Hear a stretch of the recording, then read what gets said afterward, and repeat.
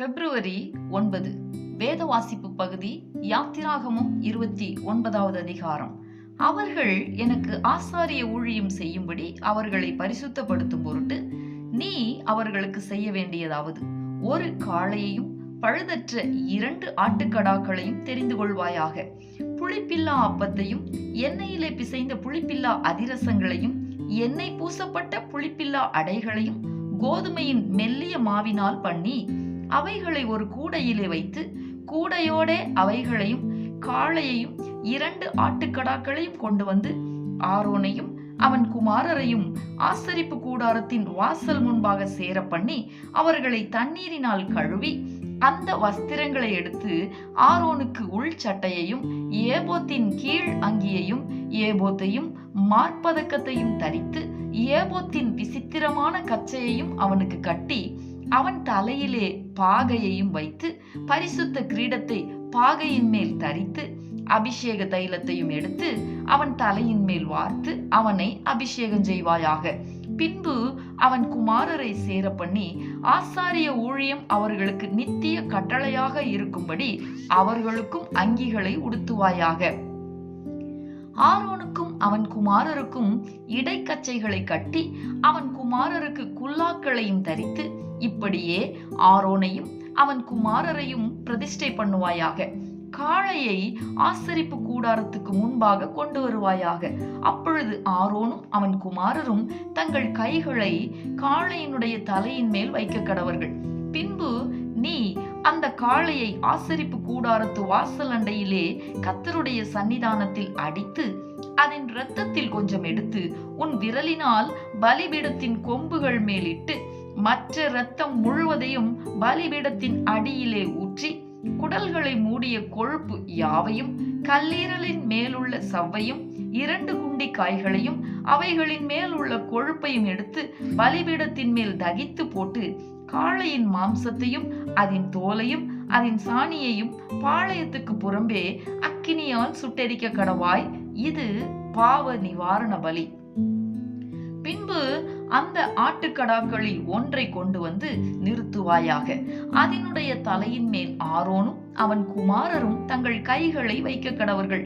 அந்த கடாவை அடித்து அதன் இரத்தத்தை பிடித்து பலிபீடத்தின் மேல் சுற்றிலும் தெளித்து ஆட்டுக்கடாவை சந்து சந்தாக துண்டித்து அதன் குடல்களையும் அதன் தொடைகளையும் கழுவி அவைகளை அந்த துண்டங்களின் மேலும் அதன் தலையின் மேலும் வைத்து ஆட்டுக்கடா முழுவதையும் பலிபீடத்தின் மேல் தகித்து விடுவாயாக. இது கர்த்தருக்கு செலுத்தும் சர்வாங்க தகன பலி. இது சுகந்த வாசனையும் கர்த்தருக்கு செலுத்தும் தகன பலியுமாய் இருக்கும். பின்பு மற்ற ஆட்டுக்கடாவையும் கொண்டு வந்து நிறுத்துவாயாக. அதனுடைய தலையின் மேல் ஆரோனும் அவன் குமாரரும் தங்கள் கைகளை வைக்க கடவர்கள். அப்பொழுது அந்த கடாவை அடித்து அதன் இரத்தத்தில் கொஞ்சம் எடுத்து ஆரோனின் வலது காது மடலிலும் அவன் குமாரரின் வலது காது மடலிலும் அவர்கள் வலது கையின் பெருவிரலிலும் அவர்கள் வலது காலின் பெருவிரலிலும் இட்டு மற்ற இரத்தத்தை பலிபீடத்தின் மேல் சுற்றிலும் தெளித்து பலிபீடத்தின் மேல் இருக்கும் இரத்தத்திலும் அபிஷேக தைலத்திலும் கொஞ்சம் எடுத்து ஆரோனும் அவன் வஸ்திரங்களும் அவனுடைய குமாரரும் அவர்களுடைய வஸ்திரங்களும் பரிசுத்தமாக்கப்படும்படி அவன் மேலும் அவன் வஸ்திரங்கள் மேலும் அவனுடைய குமாரர் மேலும் அவர்களுடைய வஸ்திரங்கள் மேலும் தெளிப்பாயாக. அந்த ஆட்டுக்கடா பிரதிஷ்டையின் ஆட்டுக்கடாவானதால் அதில் உள்ள கொழுப்பையும் வாலையும் குடல்களை மூடிய கொழுப்பையும் கல்லீரலின் மேல் உள்ள சவ்வையும் 2 குண்டிக்காய்களையும் அவைகளின் மேலுள்ள கொழுப்பையும் வலது பக்கத்து முன்னந்தொடையையும் கர்த்தருடைய சன்னிதானத்தில் வைத்திருக்கிற புளிப்பில்லா அப்பங்கள் உள்ள கூடையில் ஒரு அப்பத்தையும் எண்ணெயிட்ட அப்பமாகிய ஒரு அதிரசத்தையும் ஒரு அடையையும் எடுத்து அவைகள் எல்லாவற்றையும் ஆரோனின் உள்ளங்கைகளிலும் அவன் குமாரரின் உள்ளங்கைகளிலும் வைத்து அவைகளை கர்த்தருடைய சன்னிதானத்தில் அசைவாட்டப்படும் காணிக்கையாக அசைவாட்டி பின்பு அவைகளை அவர்கள் கைகளிலிருந்து எடுத்து பலிபீடத்தின் மேல் சர்வாங்க தகன பலியோடு வைத்து கர்த்தருடைய சன்னிதானத்தில் சுகந்த வாசனையாக தகிக்க கடவாய். இது கர்த்தருக்கு செலுத்தப்படும் தகன பலி. ஆரோனுடைய பிரதிஷ்டையின் ஆட்டுக்கடாவிலே மார்க்கண்டத்தை எடுத்து அதை கர்த்தருடைய சன்னிதானத்தில் அசைவாட்டப்படும் காணிக்கையாக அசைவாட்ட கடவாய். அது உன் பங்காயிருக்கும். மேலும் ஆரோனுடைய பிரதிஷ்டைக்கும் அவன் குமாரருடைய பிரதிஷ்டைக்கும் நியமித்த ஆட்டுக்கடாவில் அசைவாட்டப்படுகிற மார்க்கண்டத்தையும் ஏறெடுத்து படைக்கப்படுகிற முன்னந்தொடையையும் பரிசுத்தப்படுத்துவாயாக. அது ஏறெடுத்து படைக்கிற படைப்பானதினால் இஸ்ரவேல் புத்திரர் பலியிடுகிறவைகளில் அவைகளே நித்திய கட்டளையாக ஆரோனையும் அவன் குமாரரையும் சேர்வதாக. இஸ்ரவேல் புத்திரர் கர்த்தருடைய சன்னிதானத்தில் ஏறெடுத்து படைக்கிற சமாதான பலிகளில் அவைகளே ஏறெடுத்து படைக்கும் படைப்பாய் இருக்க வேண்டும். ஆரோனின் பரிசுத்த வஸ்திரங்கள் அவனுக்கு பின் அவனுடைய குமாரரை சேரும். அவர்கள் அவைகளை உடுத்தி கொண்டு அபிஷேகம் பண்ணப்பட்டு பிரதிஷ்டையாக்கப்படுவார்கள். அவனுடைய குமாரரில் அவன் பட்டத்திற்கு வருகிற ஆசாரியன் பரிசுத்த ஸ்தலத்தில் ஆராதனை செய்வதற்கு ஆசரிப்பு கூடாரத்தில் பிரவேசிக்கும் போது அவைகளை 7 நாள் மட்டும் உடுத்தி கொள்ள கடவன். பிரதிஷ்டையின் ஆட்டுக்கடாவை கொண்டு வந்து அதன் மாம்சத்தை பரிசுத்த இடத்தில் வேவிப்பாயாக. அந்த ஆட்டுக்கடாவின் மாம்சத்தையும் கூடையில் இருக்கிற அப்பத்தையும் ஆரோனும் அவன் குமாரரும் ஆசரிப்பு கூடாரத்தின் வாசலிலே புசிக்க கடவர்கள். அவர்களை பிரதிஷ்டை பண்ணி பரிசுத்தப்படுத்தும் பொருட்டு அவைகளால் பாவ நிவிர்த்தி செய்யப்பட்டபடியால் அவைகளை அவர்கள் புசிக்க கடவர்கள். அந்நியனோ அவைகளை புசிக்கலாகாது. அவைகள் பரிசுத்தமானவைகள். பிரதிஷ்டையின் மாம்சத்திலும் அப்பத்திலும் ஏதாகிலும் விடியற்காலம் மட்டும் மீந்திருந்ததானால் அதை அக்கினியாலே சுட்டெரிப்பாயாக. அது புசிக்கப்படலாகாது. அது பரிசுத்தமானது. இந்த பிரகாரம் நான் உனக்கு கட்டளையிட்டபடி எல்லாவற்றையும் நீ ஆரோனுக்கும் அவன் குமாரருக்கும் செய்வாயாக. 7 நாள் அளவும் நீ அவர்களை பிரதிஷ்டை பண்ணி பாவ நிவிர்த்திக்காக ஒவ்வொரு நாளிலும் ஒவ்வொரு காளையை பாவ நிவாரண பலியாக பலியிட்டு பலிபீடத்துக்காக பிராயச்சித்தம் செய்தபின் அந்த பலிபீடத்தை சுத்தி செய்ய வேண்டும். அதை பரிசுத்தப்படுத்தும்படி அதை அபிஷேகம் பண்ண கடவாய். 7 நாளளவும் பலிபீடத்திற்காக பிராயச்சித்தம் செய்து அதை பரிசுத்தமாக்க கடவாய். பலிபீடமானது மகா பரிசுத்தமாயிருக்கும். பலிபீடத்தை தொடுகிறதெல்லாம் பரிசுத்தமாகும். பலிபீடத்தின் மேல் நீ பலியிட வேண்டியது என்னவெனில், இடைவிடாமல் ஒவ்வொரு நாளிலும் 1 வயதான 2 ஆட்டுக்குட்டிகளை பலியிட வேண்டும். ஒரு ஆட்டுக்குட்டியை காலையிலும் மற்ற ஆட்டுக்குட்டியை மாலையிலும் பலியிடுவாயாக. ஒரு மரக்காலிலே 10 பங்கானதும் இடித்து பிழிந்த கார்படி எண்ணெயிலே பிசைந்ததுமாகிய மெல்லிய மாவையும் பானபலியாக கால்படி திராட்சரசத்தையும் ஒரு ஆட்டுக்குட்டியுடனே படைப்பாயாக. மற்ற ஆட்டுக்குட்டியை மாலையிலே பலியிட்டு காலையிலே செலுத்தின போஜன பலிக்கும் பானபலிக்கும் ஒத்த பிரகாரம் அதை கர்த்தருக்கு சுகந்த வாசனையான தகன பலியாக படைக்க கடவாய். உன்னுடனே பேசும்படி நான் உங்களை சந்திக்கும் இடமாயிருக்கிற ஆசரிப்பு கூடாரத்தினுடைய வாசலாகிய கர்த்தருடைய சந்நிதியிலே உங்கள் தலைமுறைதோறும் செலுத்தப்பட வேண்டிய நித்திய சர்வாங்க தகன பலி இதுவே. அங்கே இஸ்ரவேல் புத்திரரை சந்திப்பேன். அந்த ஸ்தலம் என்னுடைய மகிமையினால் பரிசுத்தமாக்கப்படும். ஆசரிப்பு கூடாரத்தையும் பலிபீடத்தையும் நான் பரிசுத்தமாக்குவேன். எனக்கு ஆசாரிய ஊழியம் செய்யும்படிக்கு ஆரோனையும் அவன் குமாரரையும் பரிசுத்தப்படுத்தி இஸ்ரவேல் புத்திரரின் நடுவே நான் வாசம் பண்ணி அவர்களுக்கு தேவனாயிருப்பேன். தங்கள் நடுவே நான் வாசம் பண்ணும்படி தங்களை எகிப்து தேசத்திலிருந்து புறப்பட பண்ணின நான் தங்கள் தேவனாகிய கர்த்தர் என்று அவர்கள் அறிவார்கள். நானே அவர்கள் தேவனாகிய கர்த்தர். யாத்திராகமம் 30ஆம் அதிகாரம். தூபங்காட்டுகிறதற்கு ஒரு தூப பீடத்தையும் சீத்தி மரத்தினால் உண்டாக்குவாயாக. அது 1 முழ நீளமும் 1 முழ அகலமுமான சதுரமும் 2 முழ உயரமுமாய் இருக்க வேண்டும். அதன் கொம்புகள் அதனோடே ஏக முகமாய் இருக்க வேண்டும். அதன் மேற்புறத்தையும் சுற்றுப்புறத்தையும் அதன் கொம்புகளையும் பசும் பொன் தகட்டால் மூடி சுற்றிலும் அதற்கு பொன் திறனையை உண்டு பண்ணி அந்த திறனையின் கீழே அதன் 2 பக்கங்களிலும் அதை சுமக்கும் தண்டுகளின் இடங்களாகிய அதன் 2 பக்கத்து 2 மூலைகளிலும் 2 2 பொன் வளையங்களை உண்டாக்குவாயாக. அந்த தண்டுகளையும் சீத்திம் மரத்தால் பண்ணி அவைகளையும் பொன் தகட்டால் மூடக்கடவாய். சாட்சி பெட்டிக்கு முன்னிருக்கும் திரைச்சீலைக்கும் நான் உன்னை சந்திக்கும் இடமாகிய சாட்சி சந்நிதியின் மேலுள்ள கிருபாசனத்துக்கு முன்பாக அதை வைக்க கடவாய். ஆரோன் காலைதோறும் அதன் மேல் சுகந்த தூபம் காட்ட வேண்டும். மாலையில் விளக்கேற்றும் போதும் அதன் மேல் தூபம் காட்ட கடவன். விளக்குகளை விளக்கும் போதும் அதன் மேல் தூபம் காட்ட வேண்டும். உங்கள் தலைமுறை தோறும் கர்த்தருடைய சந்நிதியில் காட்ட வேண்டிய நித்திய தூபம் இதுவே. அதன் மேல் அந்நிய தூபத்தையாகிலும் தகன பலியையாகிலும் போஜன பலியையாகிலும் படைக்க வேண்டாம். அதன் மேல் பானபலியை ஊற்றவும் வேண்டாம். வருஷத்தில் ஒரு முறை ஆரோன் பாவ நிவாரண பலியின் இரத்தத்தினால் அதன் கொம்புகளின் மேல் பிராயச்சித்தம் பண்ணுவானாக. உங்கள் தலைமுறை தோறும் வருஷத்தில் ஒரு முறை அதன் மேல் பிராயச்சித்தம் பண்ணுவானாக. அது கர்த்தருக்கு மகா பரிசுத்தமானது என்றார்.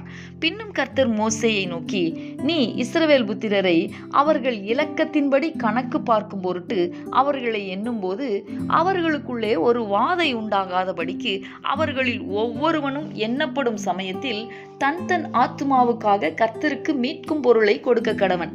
எண்ணப்படுகிறவர்களின் தொகையிலே சேருகிற ஒவ்வொருவனும் பரிசுத்த ஸ்தலத்து சேக்கல் கணக்கின்படி அரை சேக்கல் கொடுக்க வேண்டும். ஒரு சேக்கலுக்கு 20 கேரா. கர்த்தருக்கு செலுத்தப்படுவது அரை சேக்கல். எண்ணப்படுகிறவர்களின் தொகையிலே சேருகிற 20 வயது முதற்கொண்டு அதற்கு மேற்பட்ட ஒவ்வொருவனும் அதை கர்த்தருக்கு செலுத்த வேண்டும். உங்கள் ஆத்துமாக்களுக்காக பாவ நிவிர்த்தி பண்ணும்படி நீங்கள் கர்த்தருக்கு காணிக்கை செலுத்தும் போது ஐஸ்வர்யவான் அரை சேக்கலுக்கு அதிகமாய் கொடுக்கவும் வேண்டாம். தரித்திரன் அதற்கு குறைவாக கொடுக்கவும் வேண்டாம். அந்த பாவ நிவிர்த்தி பணத்தை நீ இஸ்ரவேல் புத்திரர் கையில் வாங்கி அதை ஆசரிப்பு கூடாரத்தின் திருப்பணிக்கு கொடுப்பாயாக. அது கர்த்தருடைய சந்நிதியில் உங்கள் ஆத்துமாக்களுக்காக பாவ நிவிர்த்தி செய்யும் பொருட்டு இஸ்ரவேல் புத்திரருக்கு ஞாபக குறியாயிருக்கும் என்றார். பின்னும் கர்த்தர் மோசேயை நோக்கி, கழுவுகிறதற்கு வெண்கலத்தால் ஒரு தொட்டியையும் வெண்கலத்தால் அதன் பாதத்தையும் உண்டாக்கி அதை ஆசரிப்பு கூடாரத்திற்கும் பலிபீடத்திற்கும் நடுவே வைத்து அதிலே தண்ணீர் வார்ப்பாயாக. அதனிடத்தில் ஆரோனும் அவன் குமாரரும் தங்கள் கைகளையும் தங்கள் கால்களையும் கழுவ கடவர்கள்.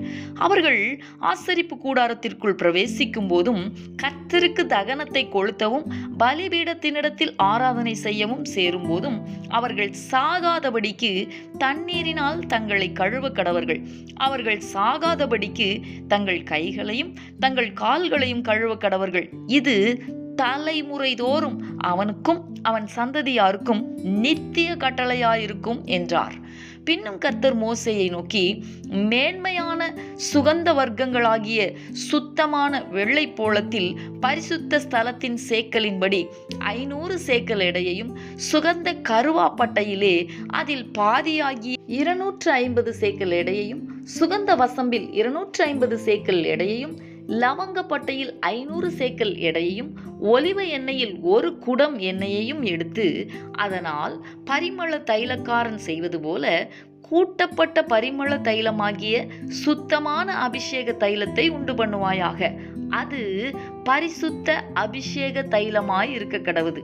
அதனாலே ஆசரிப்பு கூடாரத்தையும் சாட்சி பெட்டியையும் மேஜையையும் அதன் பனிமுட்டுகள் எல்லாவற்றையும் குத்து விளக்கையும் அதன் கருவிகளையும் தூப பீடத்தையும் தகன பலி பீடத்தையும் அதன் பனிமுட்டுகள் எல்லாவற்றையும் தொட்டியையும் அதன் பாதத்தையும் அபிஷேகம் பண்ணி அவைகள் மகா பரிசுத்தமாயிருக்கும்படிக்கு அவைகளை பரிசுத்தப்படுத்துவாயாக.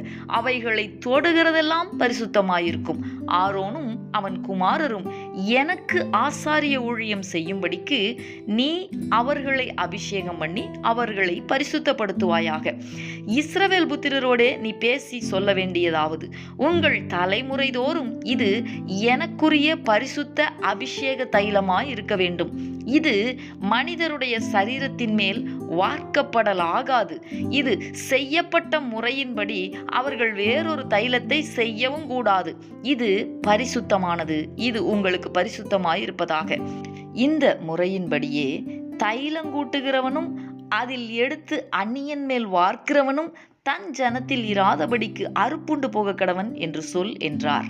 பின்னும் கர்த்தர் மோசேயை நோக்கி, சுத்த வெள்ளை போலமும் குங்கிலியமும் அல்பான் பிசினுமாகிய கந்த வர்க்கங்களையும் சுத்தமான சாம்பிராணியையும் நீ சமநிறையாக எடுத்து தைலக்காரன் செய்கிறது போல அதற்கு பரிமளமேற்றி துப்புரவான பரிசுத்த தூபவர்க்கமாக்கி அதில் கொஞ்சம் எடுத்து பொடியாக இடித்து நான் உன்னை சந்திக்கும் ஆசரிப்பு கூடாரத்தில் இருக்கும் சாட்சி சந்நிதியில் வைப்பாயாக. அது உங்களுக்கு மகா பரிசுத்தமாய் இருக்க கடவது. இந்த தூப வர்க்கத்தை நீ செய்ய வேண்டிய முறையின்படி உங்களுக்காக செய்து கொள்ளலாகாது. இது கர்த்தருக்கென்று உனக்கு பரிசுத்தமாய் இருப்பதாக. இதற்கு ஒப்பானதை முகருகிறதற்காக செய்கிறவன் தன் ஜனத்தில் இராதபடி அறுப்புண்டு போக கடவன் என்றார். சங்கீதம் 40. கர்த்தருக்காக பொறுமையுடன் காத்திருந்தேன். அவர் என்னிடமாய் சாய்ந்து என் கூப்பிடுதலை கேட்டார். பயங்கரமான குழியிலும் உளையான சேற்றிலும் இருந்து என்னை தூக்கி எடுத்து என் கால்களை கன்மலையின் மேல் நிறுத்தி என் அடிகளை உறுதிப்படுத்தி நமது தேவனை துதிக்கும் புது பாட்டை அவர் என் வாயிலே கொடுத்தார். அநேகர் அதை கண்டு பயந்து கர்த்தரை நம்புவார்கள். அகங்காரிகளையும் பொய்யை சார்ந்திருக்கிறவர்களையும் நோக்காமல் கர்த்தரையே தன் நம்பிக்கையாக வைக்கிற மனுஷன் பாக்கியவான். என் தேவனாகிய கர்த்தாவே, நீர் எங்கள் நிமித்தம் செய்த உம்முடைய அதிசயங்களும் உம்முடைய யோசனைகளும் அநேகமாயிருக்கிறது. ஒருவரும் அவைகளை உமக்கு விவரித்து சொல்லி முடியாது. நான் அவைகளை சொல்லி அறிவிக்க வேண்டுமானால் அவைகள் எண்ணிக்கைக்கும் மேலானவைகள். பலியையும் காணிக்கையையும் நீர் விரும்பாமல் என் செவிகளை திறந்தீர். சர்வாங்க தகன பலியையும் பாவ நிவாரண பலியையும் நீர் கேட்கவில்லை. அப்பொழுது நான், இதோ வருகிறேன், புஸ்தக சுருளில் என்னை குறித்து எழுதியிருக்கிறது. என் தேவனே, உமக்கு பிரியமானதை செய்ய விரும்புகிறேன். உமது நியாயப்பிரமாணம் என் உள்ளத்திற்குள் இருக்கிறது என்று சொன்னேன். மகா சபையிலே நீதியை பிரசங்கித்தேன். என் உதடுகளை மூடேன். கர்த்தாவே, நீர் அதை அறிவீர். உம்முடைய நீதியை நான் என் இருதயத்திற்குள் மறைத்து வைக்கவில்லை. உமது சத்தியத்தையும் உமது ரட்சிப்பையும் சொல்லி இருக்கிறேன். உமது கிருபையையும் உமது உண்மையையும் மகா சபைக்கு அறிவியாதபடிக்கு நான் ஒளித்து வைக்கவில்லை. கர்த்தாவே, நீர் உம்முடைய இரக்கங்களை எனக்கு கிடையாமற் போக பண்ணாதேயும். உமது கிருபையும் உமது உண்மையும் எப்பொழுதும் என்னை காக்க கடவது. எண்ணிக்கைக்கு அடங்காத தீமைகள் என்னை சூழ்ந்து கொண்டது. என் அக்கிரமங்கள் என்னை தொடர்ந்து பிடித்தது.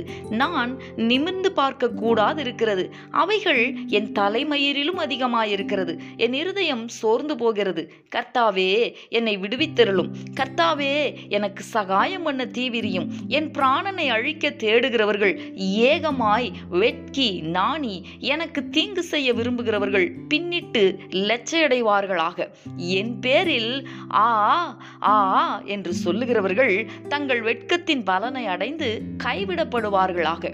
உம்மை தேடுகிற அனைவரும் உமக்குள் மகிழ்ந்து சந்தோஷப்படுவார்களாக. உம்முடைய ரட்சிப்பை விரும்புகிறவர்கள் கர்த்தருக்கு மகிமை உண்டாவதாக என்று எப்பொழுதும் சொல்வார்களாக. நான் சிறுமையும் எளிமையுமானவன். கர்த்தரோ என் மேல் நினைவாயிருக்கிறார். தேவரீர் என் துணையும் என்னை விடுவிக்கிறவருமாயிருக்கிறீர்.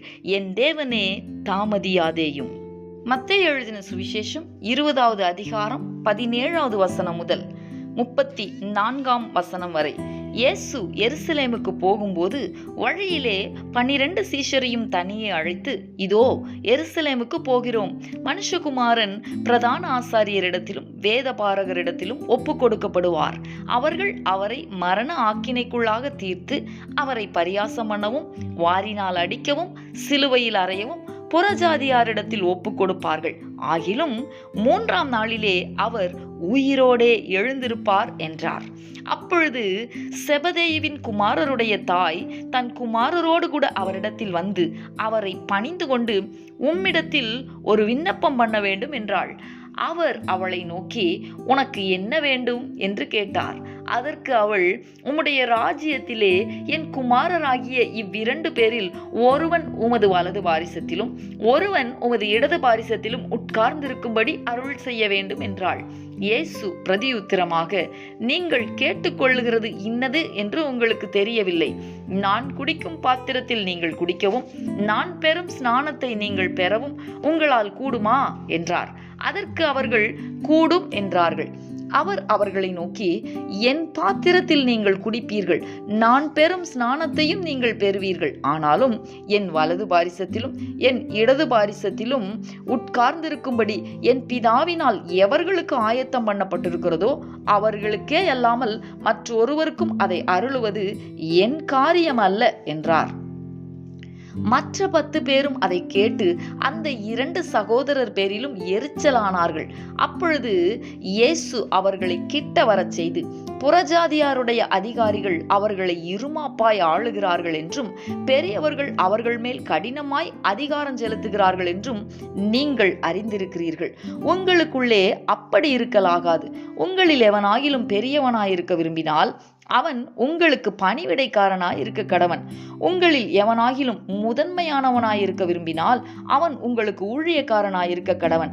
அப்படியே மனுஷகுமாரனும் ஊழியம் கொள்ளும்படி வராமல் ஊழியம் செய்யவும் அநேகரை மீட்கும் பொருளாக தம்முடைய ஜீவனை கொடுக்கவும் வந்தார் என்றார். அவர்கள் எரிகோவில் இருந்து புறப்பட்டு போகையில் திரளான ஜனங்கள் அவருக்கு பின் சென்றார்கள். அப்பொழுது வழியருகே உட்கார்ந்திருந்த 2 குருடர் இயேசு அவ்வழியே வருகிறார் என்று கேள்விப்பட்டு, ஆண்டவரே, தாவீதின் குமாரனே, எங்களுக்கு இரங்கும் என்று கூப்பிட்டார்கள். அவர்கள் பேசாதிருக்கும்படி ஜனங்கள் அவர்களை அதட்டினார்கள். அவர்களோ, ஆண்டவரே, தாவீதின் குமாரனே, எங்களுக்கு இரங்கும் என்று அதிகமாய் கூப்பிட்டார்கள். இயேசு நின்று அவர்களை தம்மிடத்தில் அழைத்து, நான் உங்களுக்கு என்ன செய்ய வேண்டும் என்று இருக்கிறீர்கள் என்றார். அதற்கு அவர்கள், ஆண்டவரே, எங்கள் கண்களை திறக்க வேண்டும் என்றார்கள். இயேசு மனதுருகி அவர்கள் கண்களை தொட்டார். உடனே அவர்கள் பார்வையடைந்து அவருக்கு பின் சென்றார்கள்.